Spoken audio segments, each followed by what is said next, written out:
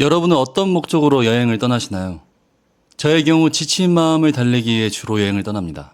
하지만 이상하게도 여행이 끝나고 돌아오면 크게 위로받는다는 느낌은 남지 않더라고요.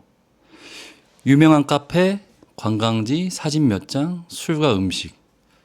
분명 즐거웠는데 어느 순간 그 여행들은 서로 닮아가기 시작했습니다. 혹시 우리는 여행을 경험하기보다는 소비하고 있었던 건 아닐까요?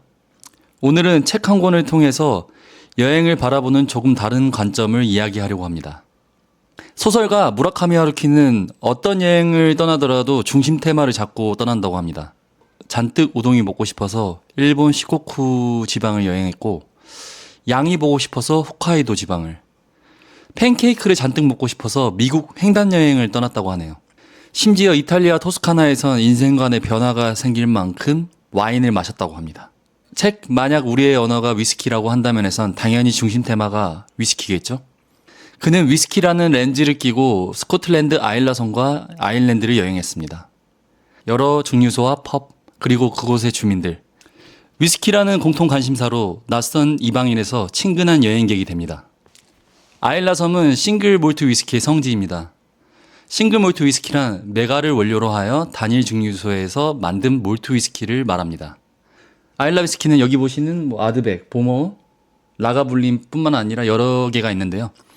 저도 이 책을 읽고 마셔보지 않을 수가 없었습니다. 처음엔 특유의 그 약품 정로한 냄새 비슷한 게 나서 좀 거부감이 있었는데요. 지금은 저의 가장 좋아하는 위스키 중 하나입니다. 이 책이 주는 플라시보 효과일지도 모르지만요. 책의 표현을 빌리자면 갯내음이 물씬 풍긴다고 합니다. 첫 한 모금엔 이게 뭐지? 두 모금 땐 좀 색다르지만 나쁘지 않은걸? 만약 이렇게 느낀다면 세 모금째엔 아일라 싱글 몰트 위스키의 팬이 될 거라고 말합니다. 그렇게 제가 팬이 되었죠. 아일라 섬은 굉장히 아름다운 섬입니다. 집들은 모두 다 아담하고 예쁘장한데 선명하고 고운 빛깔로 칠해져 있습니다. 하지만 바람이 세차게 불고 바다는 미친 듯이 출렁이며 심지어 춥기까지 합니다. 찾아가기도 여간 힘든 곳이 아닌데요. 풍요롭고 아름다운 섬이지만 거기에는 고요한 슬픔과도 같은 것이 떨쳐낼 수 없는 해초 냄새처럼 끈끈이 배어있다. 여행을 하면서 언제나 이상하다고 느낀 것이지만 세상에는 섬의 수만큼 섬의 슬픔이 있다. 그럼에도 불구하고 적지 않은 사람들이 찾습니다. 작은 별장을 빌려 몇 주일 동안 누구의 방해도 없이 위스키와 잔 하나 테이블에 두고 책을 읽는다고 합니다. 눈으로 글자를 쫓다가 지치면 이따금 책을 덮어 무릎 위에 올려놓고 고개를 들어 어두운 창밖의 파도와 비와 바람 소리에 귀를 기울인다. 마치 예전에 할머니 댁에서 평상마루에 앉아 세차게 내리는 장맛비를 집이 주는 포근함 속에서 느끼는 듯한 그런 심상이 떠올랐습니다. 하루키는 현지인에게 조금은 색다르게 위스키 즐기는 방식을 선물 받습니다. 생굴에다 싱글 몰트를 끼얹어 먹으면 맛이 기가 막혀. 그게 바로 이 섬 사람들이 굴을 먹는 독특한 방식이야. 한번 먹어보면 도저히 잊을 수가 없지. 정말이지 환상적인 맛이다. 갯내음이 물씬 풍기는 굴맛과 아일라 위스키의 그 개성 있는 바다 안개처럼 아련하고 톡톡한 맛이 입안에서 녹아날 듯 아우러진다. 두 가지 맛이 어느 쪽으로 치우치지 않고 본래의 제맛을 지키면서도 절묘하게 화합한다. 아일라 섬에서는 아이가 태어나면 사람들이 위스키로 축배를 들고 누군가가 죽으면 사람들이 아무 말 없이 위스키 잔을 비운다고 합니다.